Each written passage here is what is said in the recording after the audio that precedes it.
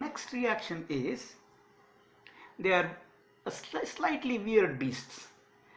One of them could be called Carbine Addition. Addition. Why am I misspelling it?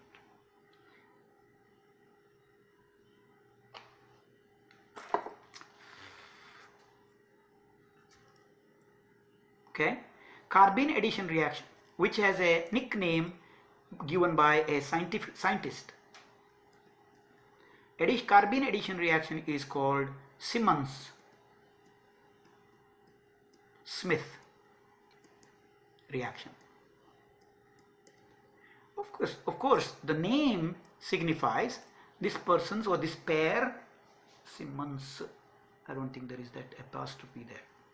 That's not there. Okay, Simmons is a name. Simmons is a name. Smith is another name. A pair, Simmons-Smith, were the one that were capable of, or they came up with the idea of this reaction, or they were able to explain how this happened. This is one of the weird reaction. Weird reaction because,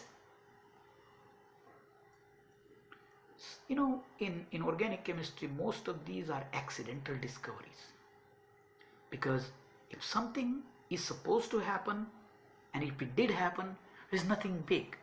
If you take a ball and drop it and it goes straight down, you're not going to find anything unusual, right? Let's say you stare outside, there is a pigeon sitting. It's naked. Does it mean anything to you? No. But if it is dressed up, if it is wearing a sweater, that's unusual. Now you got to explain, how did that happen? So same way, something unusual happens, and Simmons and Smith were capable of explaining how did it happen. And it was a convincing way. Markovnikov got the name for the same reason, right? Bohr atomic model theory, or Planck's relationship, or Einstein's explanation. Those were because there were observations made that people were not able to justify it, and these people came along and gave that explanation. That's why their name got stuck. Nobel Prizes are won because they were able to explain an unusual behavior. So here, CH2I2 zinc, diiodomethane in the metal. Now, why were they doing this? Why were they messing with it? You don't know. People do, if I use the word loosely, stupid things. And they were just messing with it, I guess, or accidentally they got dropped into it, and they came across a compound that was a very interesting molecule. They were able to isolate this one. When this one was mixed with this, now you would wonder, why did they put these things together? You don't know. Think about how did human learn to cook rice? Take a grain and cook it. Why was it? What was that invention? Who did that invention? Who gets the credit for it? Who gets the credit for taking wheat and turn it into bread? We take it for granted. Somebody invented it at some point. What prize are we giving to that person? We don't know. We just don't know who's the one gave it. Who's the one who created that for us? Who came up with English letters? Who was that? Who came up with this script? We don't know. We really don't know. But let's digress that some other time.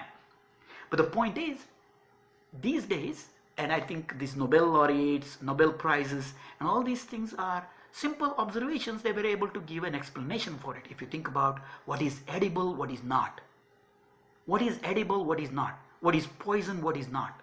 Which animal you can eat, which animal you can't. Which grain you can eat, which fruit you cannot eat. That was an invention made by geniuses who never got credit for it. Leave it aside. Okay? I mean, if we ever find a cure for, I would say cure or relief from corona, I know a lot of people are going to become famous. A lot of people are going to get credit for it. A lot of people are going to become rich because of this. However, whoever came up with the concept of, how to cook rice, how to make bread. That concept. Nobody got credit for it. Not one person. It became a familial thing. It's a kitchen thing. Everyone knows it, right?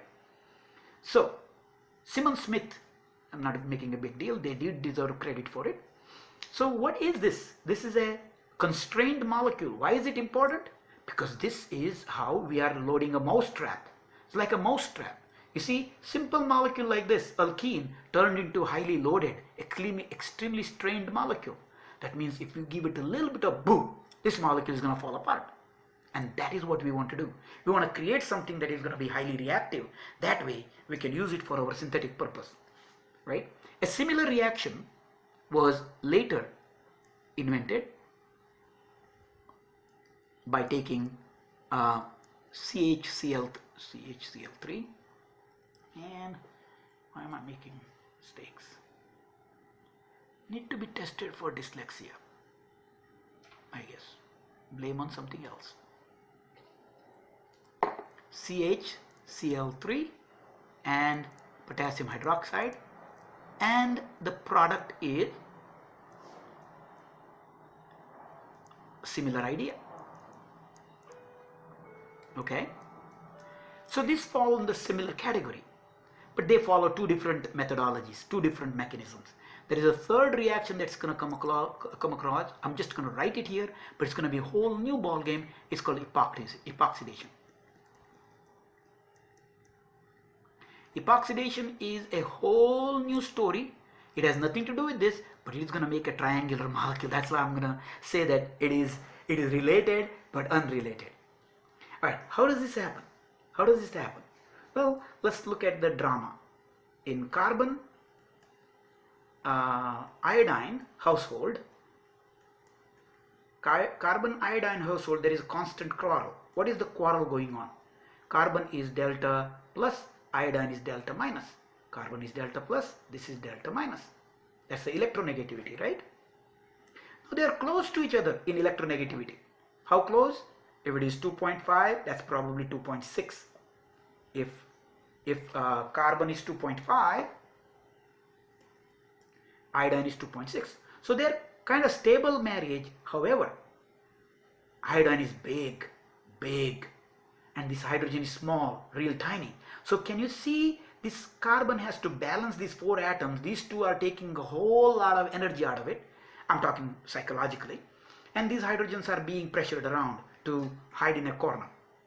Well, when carbon starts complaining with iodine, saying that you guys are taking too much space, iodine starts saying, you know what, if you don't like it, we will leave. And carbon says, well, if you want to leave, you can. But if carbon allows them to leave, carbon will have a positive charge.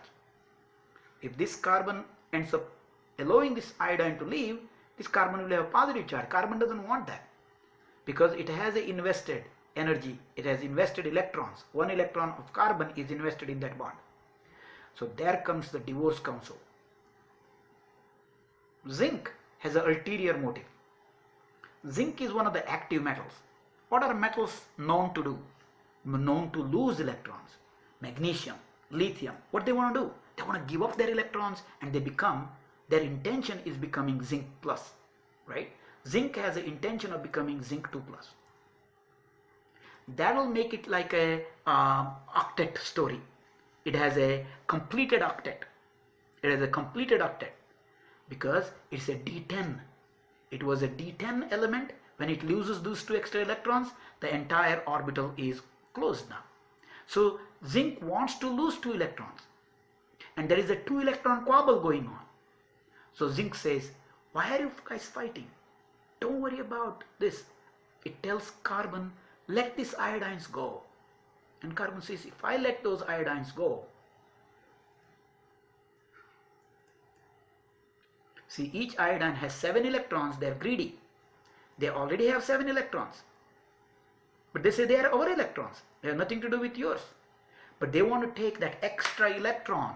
See, that extra electron that belonged to carbon, they want to take too.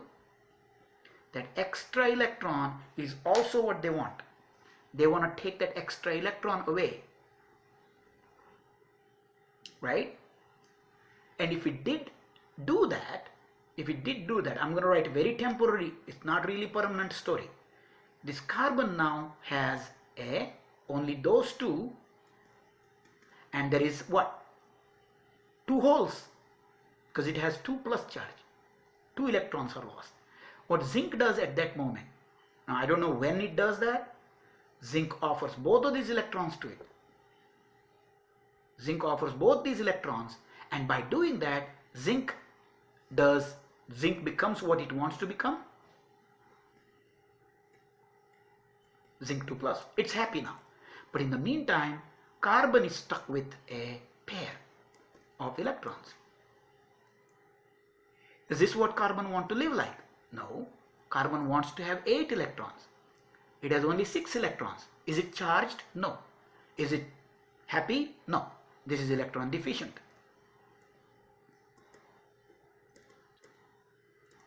It's not happy because it has not completed the octet. It has only 6 electrons around it. You remember there was another atom we dealt with? Borane. Remember? We looked at borane as electrophilic. So this is a Lewis acid. This is the ideal electrophile. So what is the electrophile supposed to do? Well, find a nucleophile. So there goes alkene now gets a role. Alkene comes along, a carbene. Oh, I called a name. Carbene. This is called carbene. Carbene. By the way, methane, if you look at, this is called borane, right? This is called borane, right? If I say aluminum, it's called aluminum. If I wrote that, what is it called? Silane. So silane, aluminum, borane, from the same language, we could have called this what? Carbene. We could have called this carbene, but we choose to call it what? Methane. Right? When you remove those 2 hydrogens, we call it methene or carbene. But this is never double bond. Enes are usually with a double bond. But in this case, this is not having a double bond, it's only a single carbon, so this is called carbene. I don't know what I'm saying here. In any case, now here comes the issue. Does carbon prefer to have a lone pair? Electron deficient, all right. Lone pairs are found where? Lone pairs are found on halogens. There are 3 lone pairs. Oxygen family, there are 2 lone pairs. Nitrogen family, there is only 1 lone pair. Carbon family, it's never known to have any lone pairs. You know that. Carbon is never known to have any lone pairs. If that is the case, how did we reconcile having this lone pair? That shows that this carbon is electron rich and electron deficient at the same time. There is a richness. It can be considered electron rich because of lone pair. So it can function as a nucleophile at the same time. So it does 2 things. One, it does this. So if it did this, the role of this molecule is nucleophile, role of this one is electrophile. But then simultaneously it does this. Simultaneously it does this, right? Then role of this carbon is nucleophile and role of this carbon is electrophile, which is fine because that's what's going to happen. You will have a carbocation which is electrophile. So this nucleophile electrophile reaction is going to give you, again, do I know exactly how it happened? No. If you really want to learn how it happened, you have to become the molecule and you got to float among them and then talk with them. These molecules don't talk to me. Okay? So this is what we call carbene addition. A similar story can be made about that one. So what happens there? There we have CH, Cl, CCl, Cl, Cl. Okay, and KOH. Now let's start imagining what could be happening. Somewhere along the line, I have been able to remove one hydrogen. If you look at the reaction product, if you look at the product, that carbon that got added had only 2 chlorines. However, it had 3 chlorines and 1 hydrogen, wasn't it? So I was effectively able to remove that hydrogen and one of the chlorines and then create a carbene like this and do the same thing. Okay, that's our start. So what this means is K plus OH minus, that OH has done a number on who? That OH, is it going to go to chlorine? Is it where it's going to go, or it's going to go to hydrogen? Well, OH is a base, right? What is a base? Nature of a base is grab a proton and walk away. Now, if you remember, CH, what's the pK of that one?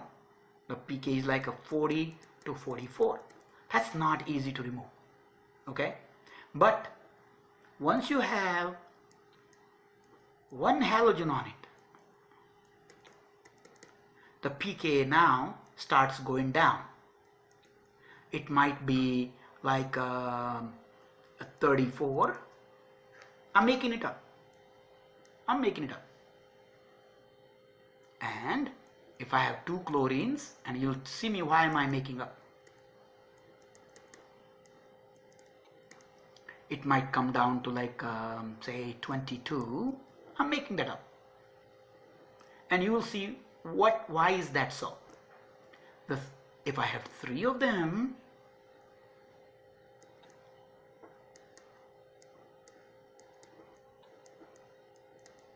that has to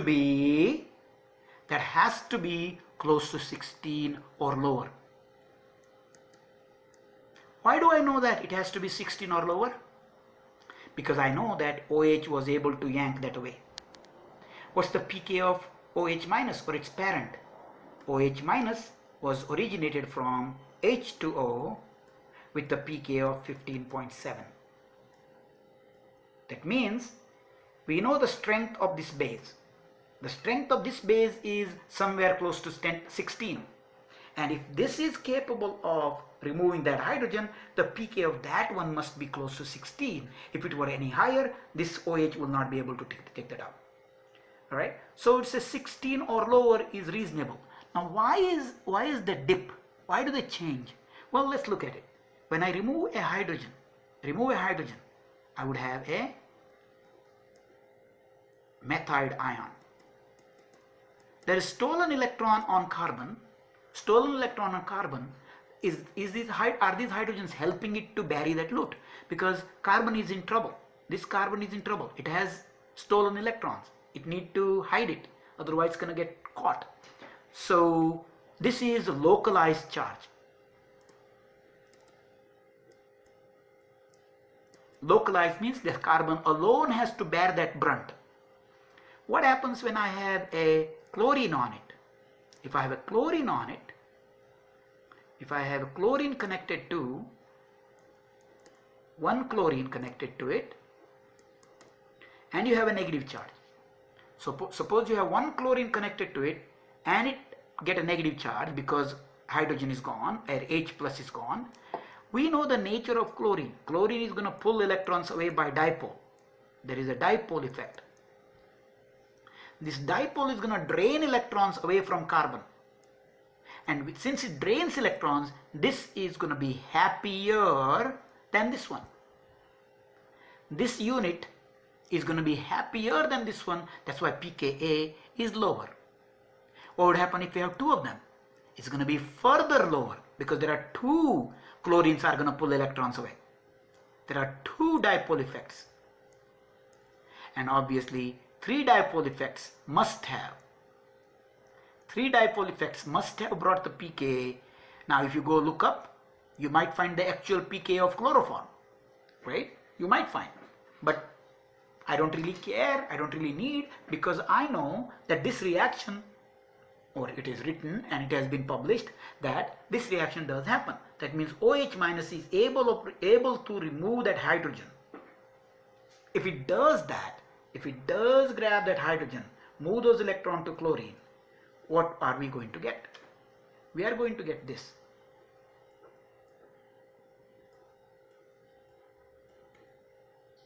Now keep in mind what is going on in chloroform household. Chloroform household, there is constant bickering fight going on, because these chlorines are saying, I'm leaving, because they want to go away, they want to leave. They are big ions, they do want to take those electrons, take these electrons, go away. That's what they want. Chlorides, that's why they are halogens, they are very close to being inert gas. So they're stuck with this chlorine out of guilt, stuck with this carbon out of guilt. Now that this carbon has found loot, it has extra electrons, one of the chlorines says, you know what, I'm not staying with you, I'm leaving. Which one? We don't know. One of the three is going to go away, and then leaving behind, remember there was extra charge, when that is gone, no more charge. So what is that extra charge due to? There was a lone pair. Remember those two electrons created a lone pair on it. That's why there is a charge there, right? So now that carbon has that lone pair and only two chlorines left, which now say, okay, we'll stick around, because once one is gone, other two lost their argument. Because what are they going to do? Squeeze blood out a turnip? Because this carbon has nothing to offer now, right? So this chlorocarbene, dichlorocarbene, is a electrophile. It's also nucleophile. Why it's electrophile? It's electron deficient. Why? It is not completed the octet. Why is it nucleophile? It has a lone pair.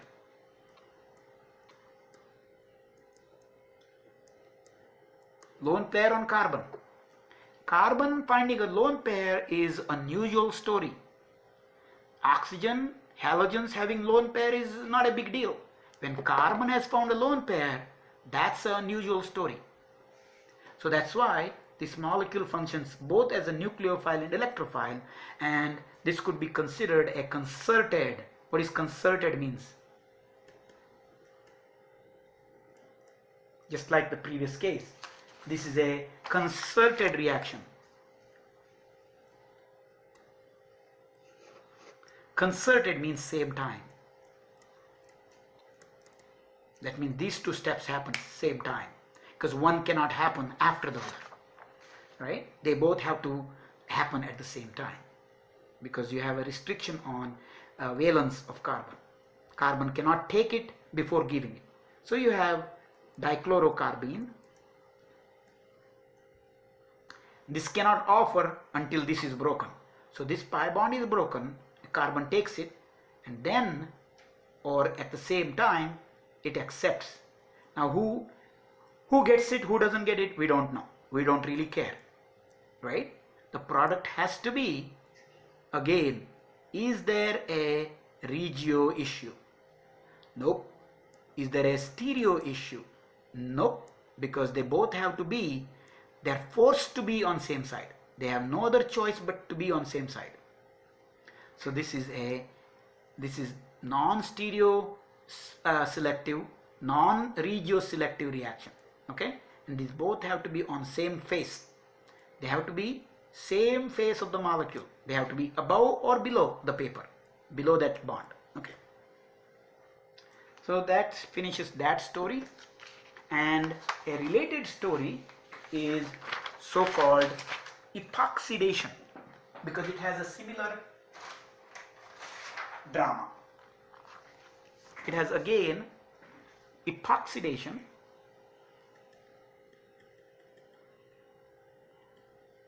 has a similar problem, similar issue. This has a different drama, different problem. Again, the reaction is this. Epoxidation means you create a cyclic ether. This is an epoxide.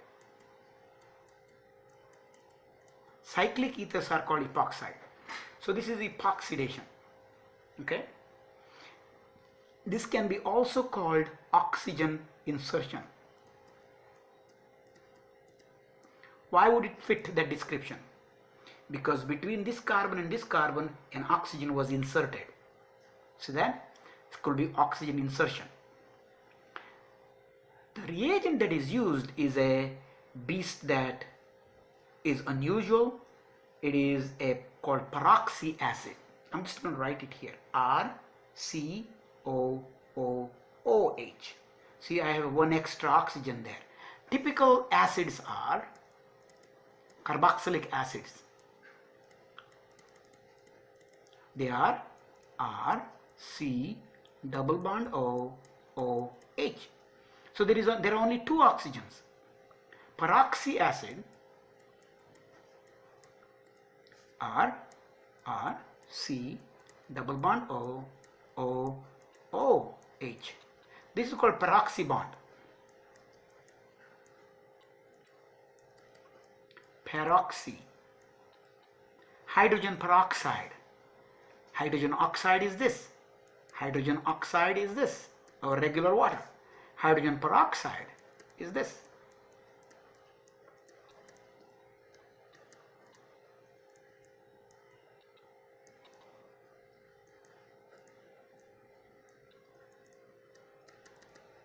There is a lot of drama between these two oxygens.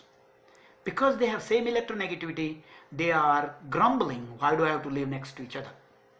Same thing, if we created somehow peroxy bond. Now let's look at little bit closely the drama of or what is happening in a carboxylic acid household.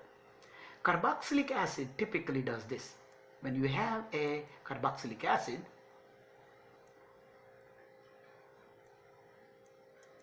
right? Is this hydrogen always with this oxygen? No.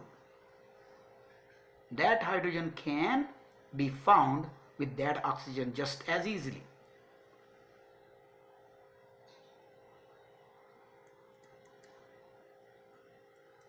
How do we know that? There are a lot of evidences, a lot of spectroscopic evidences that show that that hydrogen is not sitting in one place. That baby is being tossed around between these two oxygens, alright? And we can write a hybrid of these. The hybrid of these looks like this. At any given moment, this is not a double bond, this is not a double bond, this is a partial double bond, this is a partial double bond. And they have a negative charge net. And there is a hydrogen that is tossed around. That hydrogen is tossed around, right? That's why pKa here is like 3 to 5. Typical OH, if I have a OH, pK is like 15 or 16. If I take an alcohol, ROH, the pKa here is about 16 to 18. HOH, the pKa of removing that hydrogen is like 15.7. But to remove that hydrogen, we do between 3 and 5. Why so? Because it's not really tightly held. It's like a baby tooth. You can just pull it. This is a hard tooth. It's like a molar. You need a plier to pull this.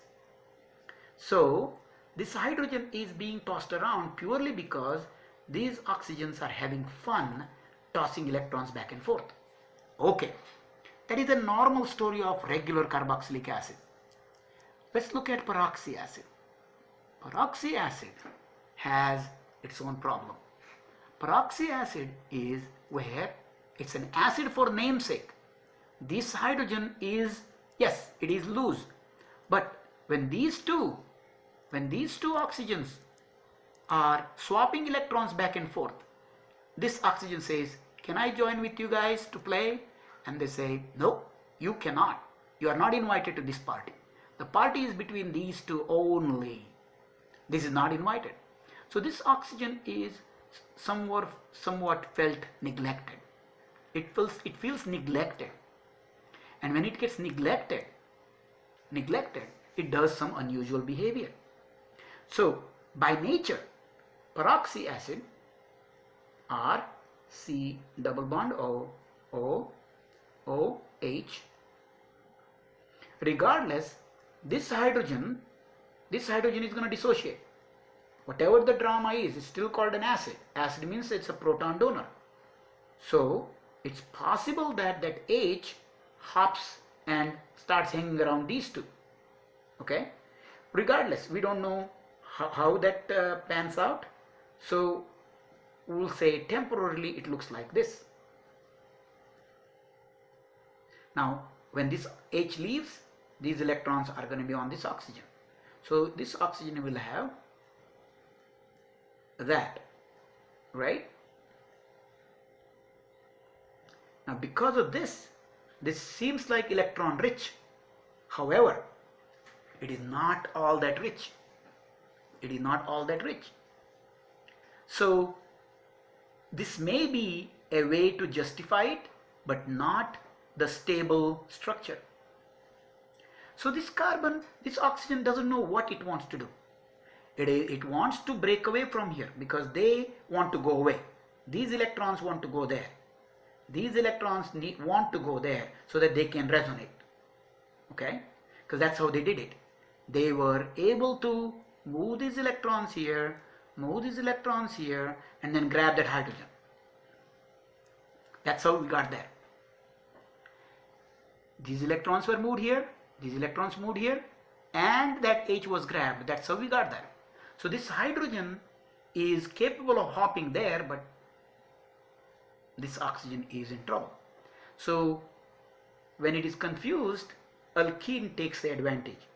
What this alkene does is it assures this oxygen that since it feels like it is left aside, or left alone, that's the right word, right? When these electrons are going there, this oxygen now feels like, okay, I'll take electrons from there and let them go. That's one good thing. But then this carbon will have a positive charge, wouldn't it, when it does that? So this oxygen says, okay, I'll give electrons in return. So this is an interesting nucleophile, electrophile behavior going on. This is a electrophile behavior, this is nucleophile behavior. So there are several arrows happening at the same time. Which one happens when? I don't know. I can only make a story, right? So ultimately, what we know is RCOO is going to go away. That part is going to go away. But then what are we left with? We are left with this.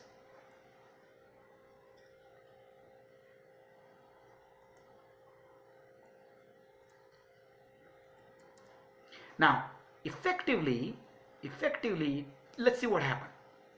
This oxygen got a para electron, gave a para electrons. So it did not gain or lose anything from this action. But by doing this, it lost an electron. So there will be positive charge. Notice that? By doing this, it lost an electron. But what it did was, here, it gained an electron, it lost an electron. So there was no electron loss or gain in this case. So net charge is going to be positive and net charge here is negative. It makes sense. Neutral molecule gave you positive, negative. Well, at this point, this hydrogen says my days are numbered because this oxygen has positive charge. So we can simply say that carboxylate grabs that proton, does that, giving you a net, an epoxide. This is my explanation to this story. And it's consistent with explanations given in lots of different places. Is it possible that somebody might come along that they have seen it exactly how it happens? That's possible. Our net reaction is that plus RCOOH. Okay. Now, one of the common molecule that is used for this purpose is peroxy acid is MCPBA. MCPBA is the most commonly used peroxy acid. MCPBA, each acronym has a value. It's called meta-chloro peroxy benzoic acid. Benzoic acid is this. Meta-chloro means there is a chlorine here in a meta location on a benzene, right? But it's a peroxy acid. So this is MCPBA. M means meta, chloro, peroxy, benzoic acid. Peroxy means that extra oxygen. Otherwise, this only this much would have been benzoic acid. Okay. Meta-chloro means two places away from. That's a meta location, as we call it in benzene chemistry. Okay. So this is when we write MCPBA, you simply say it inserts an oxygen. This is where the story ends.